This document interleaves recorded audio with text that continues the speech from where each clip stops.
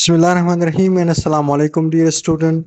Welcome to Anpal Institute of Health Sciences Lahore, and today we will discuss unit number bio, lecture number 2nd of Fundamental of Nursing first semester. In previous lecture we start lecture number bio vital sign, and today our topic is alteration in body temperature, which is very important vital sign. And in temperature alteration we discuss fever, hyperthermia, heat stroke, heat exhaustion, and hypothermia.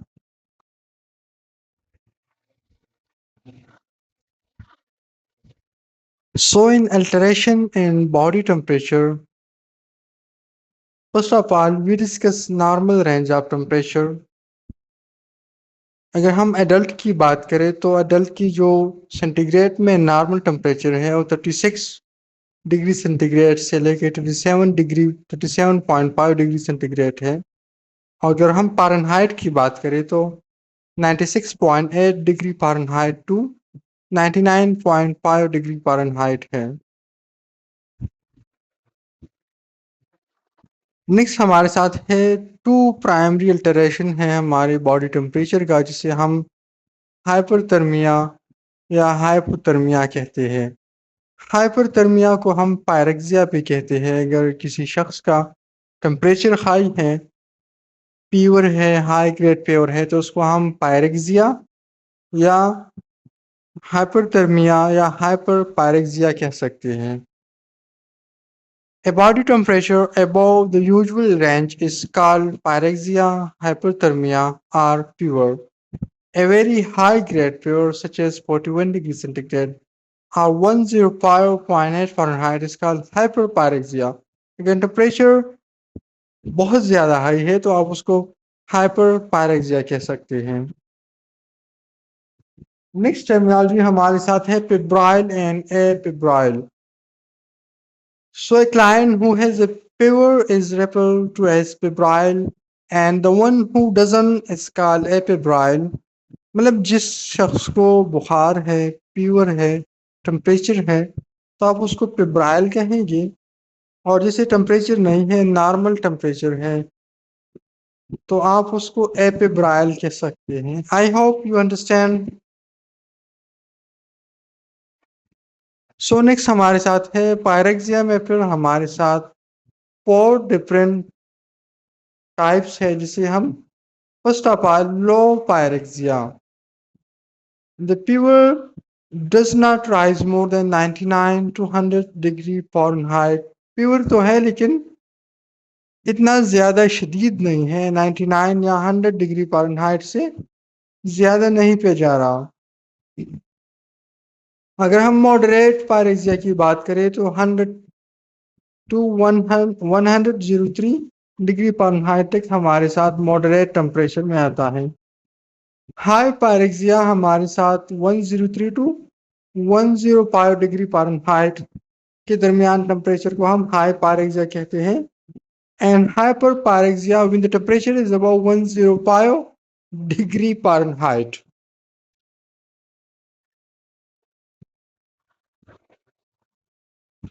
Next हमारे साथ है common types of fever. हमारे साथ 4 common type है। सबसे पहला type है intermittent fever. The body temperature alterates at a regular interval between period of fever and period of normal or subnormal temperature. इसमें हमारे साथ क्या होता है, पेशेंट को अभी टेम्परेचर है, 1 घंटे 2 घंटे के बाद टेम्परेचर नॉर्मल हो जाता है, फिर 1-2 घंटे के बाद टेम्परेचर होता है, फिर नॉर्मल हो जाता है। इस तरह टाइम टू टाइम चेंजेस आते हैं, कभी नॉर्मल होता है, कभी बुखार होता है। उसी ये ज़्यादातर हमें मलेरिया में देखने को मिलता है। नेक्स्ट हमारे साथ है रिमिटेंट fever. A wide range of temperature fluctuation occur over the 24-hour period. हमारे साथ जब ज़्यादा चेंज आ जाए टेम्परेचर में, for the next 25 hour अभी आपने टेम्परेचर नोट किया 99 डिग्री फ़ारेनहाइट है, 1 घंटे के बाद 102 डिग्री फ़ारेनहाइट है, फिर से 100 है, फिर 102, 103 है। मोर देन 2 डिग्री सेंटीग्रेड का चेंजेस जब आ जाए तो उसको हम लिमिटेड फेवर कहते हैं और ये हमारे साथ कोल्ड या इन्फ्लुएंजा में हो सकता है। रिलैप्सिंग फीवर, इसमें क्या होता है पेशेंट को शॉर्ट फेब्राइल होता है पेशेंट को 6 दिनों के लिए, फिर 1-2 दिन के लिए टेम्परेचर नॉर्मल हो जाता है, फिर उसे फीवर होता है, फिर नॉर्मल हो जाता है, उसको हम रिलैप्सिंग फीवर कहते हैं। नेक्स्ट हमारे साथ है कांस्टेंट फीवर, जो कि बॉडी टेम्परेचर में कोई फ्लक्चुएशन नहीं आती या बहुत ज़्यादा मिनिमली आती है और temperature remain abnormal, remain high for constant period of time. इसको हम ये हमारे साथ टाइफाइड फीवर में आता है, कांस्टेंट फीवर। यहाँ पर आप इस थर्मामीटर में देख सकते हैं कि एवरेज हमारे साथ कितना है, हाइपोथर्मिया कितना है, पायरेक्सिया एंड हाइपर पायरेक्सिया कहाँ तक है।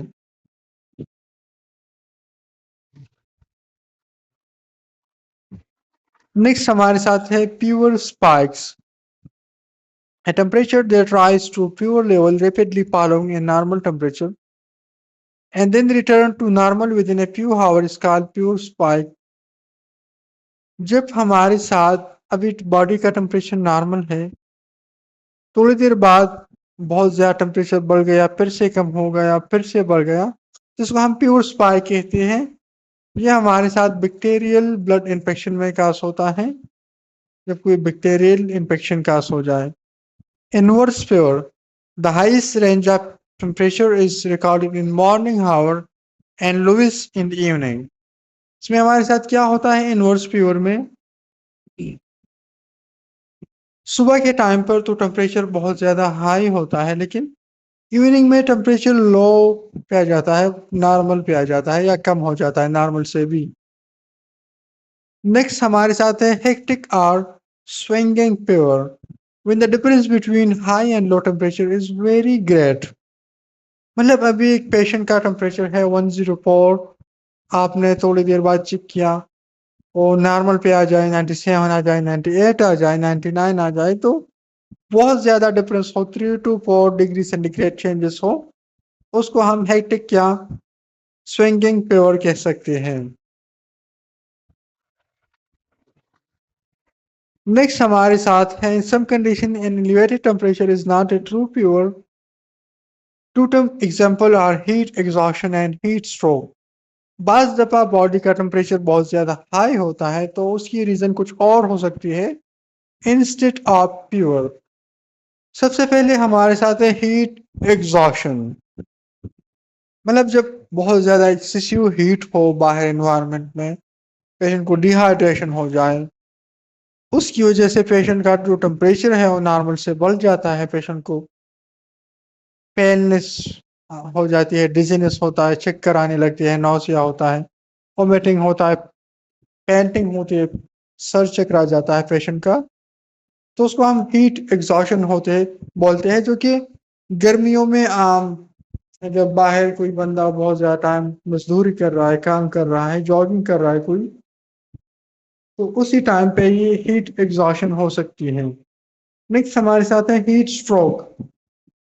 अगर वेदर बहुत ज़्यादा हॉट है, कोई बंदा बाहर काम कर रहा है और धूप में लगा रहता है 3, 4, 5 घंटे से, तो चांसेस है उसे हीट स्ट्रोक हो जाए, जो कि बहुत ज़्यादा हाई टेम्परेचर होता है, 41 डिग्री सेंटीग्रेड और 106 डिग्री फ़ारेनहाइट।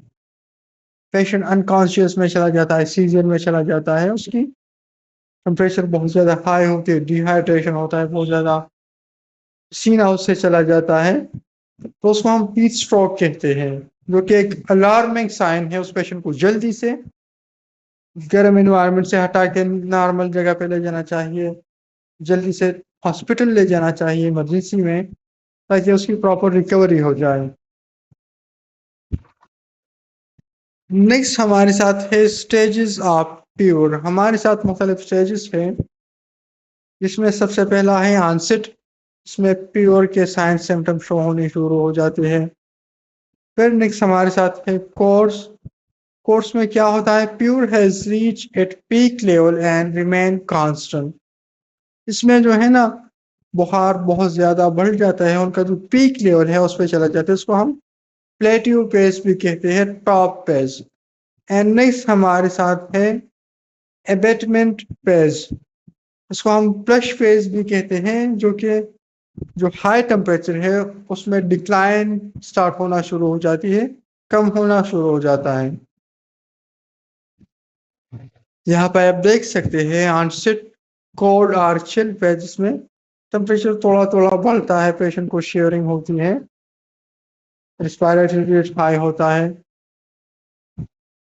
एंड कोर्स में क्या होता है, जो टेम्परेचर है वो हाई लेवल पे चला जाता है, स्किन पील, वार्म, चिल खत्म हो जाता है, मॉडरेट टू सिवियर डिहाइड्रेशन होती है, उसमें ड्राउजीनेस होती है, पेशेंट को चक्कर आते हैं, उसमें बॉडी में जो है ना एनर्जी खत्म हो जाती है, उसको भूख नहीं लगती उस टाइम पे, थकावट होती है, वीकनेस होती है, उनके मसल जो है ना बहुत ज्यादा दर्द में होते हैं, दर्द करते हैं। एंड जो नेक्स्ट स्टेज है हमारे साथ एबेटमेंट स्टेज या प्लस स्टेज, जिसको हम डिप्रेशन स्टेज भी कहते हैं, उसमें क्या होता है, स्किन दैट अपीयर फ्लश और feel warm, sweating, decrease shivering, possibly dehydration. उसमें स्किन वार्म फील होता है, फ्लश होता है, इंफ्लामेशन की वजह से स्वेटिंग होती है, सीवियर डिहाइड्रेशन होती है, पेशेंट को शेवरिंग खत्म हो जाती है और फीवर आहिस्ता आहिस्ता कम होना स्टार्ट होता है।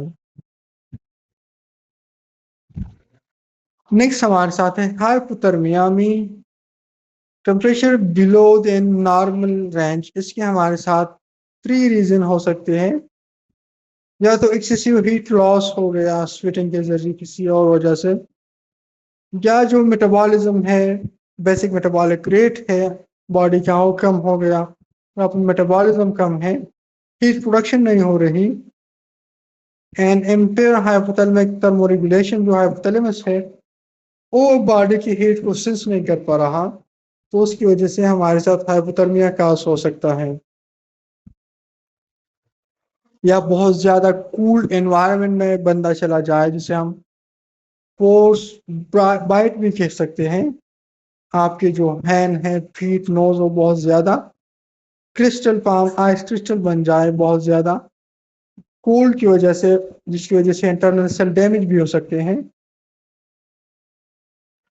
क्लिनिकल साइन सिम्टम क्या है हाइपोथर्मिया के, decrease body temperature, decrease pulse and inspiration, severe shivering, feeling of cold and chill, pale, cold, waxy skin, frostbite।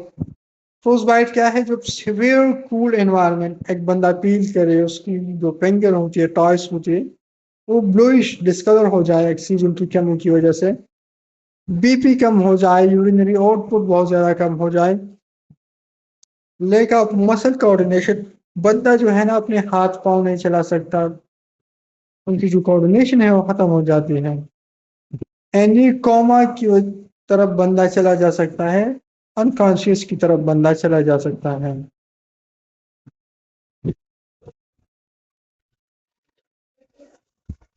Next हमारे साथ है टाइप्स ऑफ हाइपोथर्मिया। एक है इंड्यूस हाइपोथर्मिया, दूसरा है accidental hypothermia. Induce hypothermia is the deliberate lowering of the body temperature to decrease the need for oxygen by the body tissue such as during certain surgery। Induce hypothermia में हम क्या करते हैं, हम patient की temperature को decrease करते हैं सर्जरी के टाइम पर, ताकि उसका जो बेसिक मेटाबॉलिक रेट है वो हमारे साथ कम हो जाए, जो ऑक्सीजन नीड है, जो एनर्जी नीड है, वो कम से कम हो जाए। एंड सेकंड पे हमारे साथ एक्सीडेंटल हाइपोथर्मिया, जो कि हम नहीं चाहते, ना चाहते हुए भी बॉडी टेम्परेचर बहुत ज़्यादा कम हो जाए कूल एनवायरनमेंट की वजह से, या बंदा किसी ऐसी पानी में गिर जाए बहुत ज़्यादा ठंडा, या प्रॉपर शेल्टर नहीं है, क्लॉथ्स नहीं है पेशेंट के पास, ऐसे इन्वायरमेंट में हीटर का कोई बंदोबस्त नहीं है, तो उस वजह से पेशेंट को एक्सीडेंटल हाइपोथर्मिया का हो सकता है।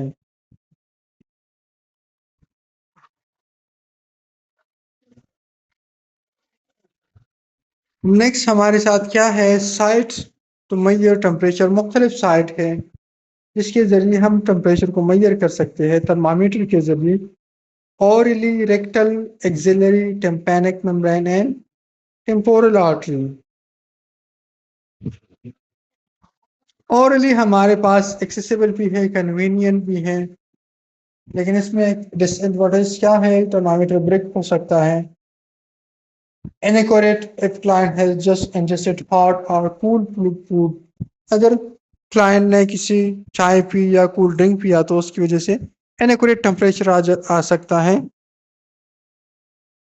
could injure the mouth following oral surgery। Rectal हमारे पास सबसे रिलायबल टेम्परेचर मेजर है, इसको हम रिलायबल मेजरमेंट कह सकते हैं, लेकिन इसकी डिसएडवांटेज क्या है, इनकन्वीनियंट है, अनप्लीजेंट है for the client and could injure the rectum. Axillary, axillary हमारे पास सेफ है एंड नॉन इन्वेसिव है। उसकी डिसएडवांटेज क्या है, the thermometer may need to be left in a place for long time to obtain an accurate measurement. इसके लिए हमारे पास 3 to 5 मिनट चाहिए एक्यूरेट टेम्परेचर मेजर करने के लिए। टिम्पैनिक मेम्ब्रेन हमारे पास रेडिली एक्सेसिबल है एंड फास्ट है। डिसएडवांटेज क्या है, can be uncomfortable and involve risk of injuring the membrane if the probe is inserted too far. अगर एयर में हम बहुत ज़्यादा टेम्परामीटर को अंदर लेके जाए तो चांसेस है जो टिम्पैनिक मेम्ब्रेन है वो डैमेज हो जाए। Temporal artery safe and non-invasive, very fast, and disadvantage may be require electronic equipment that may be expensive and unavailable। इसके लिए हमारे साथ जो इलेक्ट्रॉनिक थर्मामीटर होता है वो होना चाहिए जो कि एक्सपेंसिव भी है एंड अनअवेलेबल, बाज़ दफ़ा सेटिंग में मुख्तलिफ क्लिनिक में अनअवेलेबल होता है। यहाँ पे आप देख सकते हैं मुख्तलिफ थर्मामीटर है।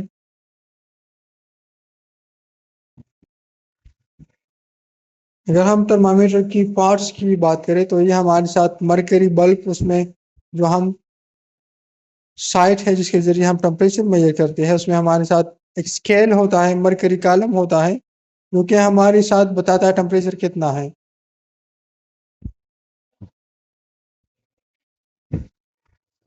यहाँ पे आप देख सकते हैं थर्मामीटर के 2 पार्ट्स है, एक बल्ब है जो कि फ्रजाइल पार्ट है containing mercury and sensitive to temperature, and stem हमारे साथ एक हॉल ट्यूब होता है जो कि in which mercury can rise। There are 2 scale, Fahrenheit and Celsius. हमारे पास सेंटीग्रेड स्केल भी होता है एंड फारेनहाइट स्केल भी होता है। हम मरकरी क्यों यूज करते हैं, ये एक लिक्विड मेटल है जो कि बहुत ज़्यादा सेंसिटिव होता है टेम्परेचर के अगेंस्ट एंड हमें एक्यूरेट रीडिंग देता है।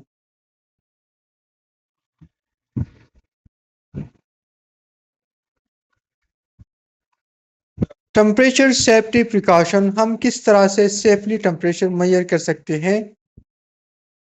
Hold rectal and axillary thermometer in place. Stay with resident when taking temperature. Prior to use, shake liquid in glass down and shake thermometer away from resident and hard object.